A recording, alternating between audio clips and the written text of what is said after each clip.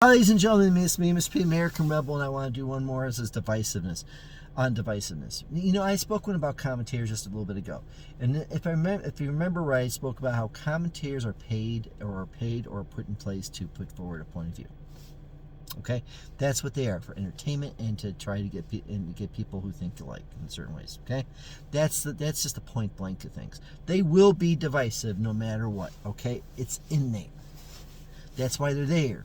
From the hens of view to the people on Fox, anywhere else, some of the conservative commentators on Fox, to some of the Democrats on Fox that could speak that are equal, that try to anchor each other, that try to contrast each other.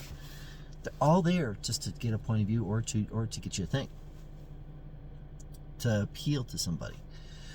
But the thing that when I speak to divisiveness, especially when I spoke to my wife, it's not the commentators I'm worried about. They're paid for that stuff. I'm talking about the candidates and the people in Washington. You barely see it in the mayoral races and the governor races, and judge races when it comes to elections. You don't see that. You rarely see it.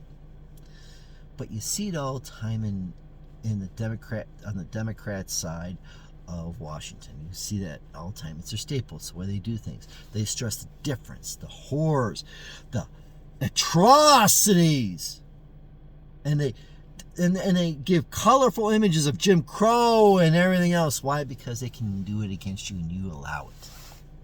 Again, because they can do it, they can use it against you and you allow it. You feed into it, especially with race and gender identification. It's all, you eat it up like yesterday's candy. You need to stop.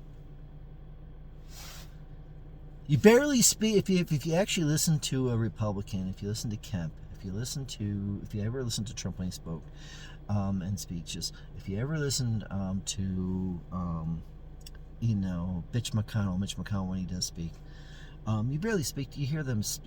They say we need to come together. Yes, there's differences, but we can work together on it. We need to stop dwelling on the differences and work together in regard to things to get things done. That's what basically the message is. But with the Democrats, Socialist Communistic Party, they have an agenda. They need to separate people, pit people against people. So they use this thing. These people, listen to Biden speak. Just take heart and listen to what Kamala speaks, even though she's lighthearted. Listen to what they're saying. Listen to Pelosi. Listen to Schumer. Not how they're presenting it, but listen to what they're saying.